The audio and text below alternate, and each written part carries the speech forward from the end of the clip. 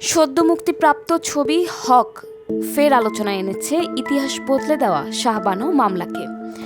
৮০ দশকে ভারত জুড়ে আলোড়ন তোলা এই মামলাটি আজও নারী অধিকার ও ধর্মনিরপেক্ষ বিচার ব্যবস্থার এক গুরুত্বপূর্ণ মাইলফলক হিসেবে বিবেচিত।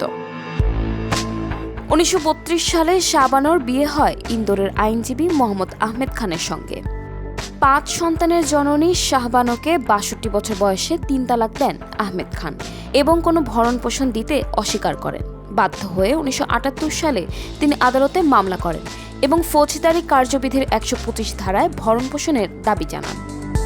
আহমেদ খান ও অল ইন্ডিয়া মুসলিম পার্সোনাল ল বোর্ড দাবি করে, মুসলিম ব্যক্তিগত আইনে তালাকের পর ইদ্যৎকাল ছাড়া ভরণ পোষণের বাধ্যবাধকতা নেই।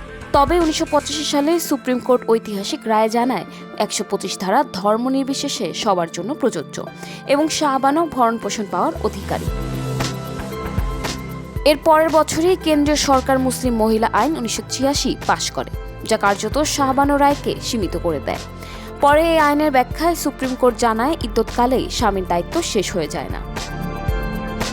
পরবর্তীতে ২০১৭ সালে তাৎক্ষণিক ৩ তালাককে অসাংবিধানিক ঘোষণা করে সুপ্রিম কোর্ট।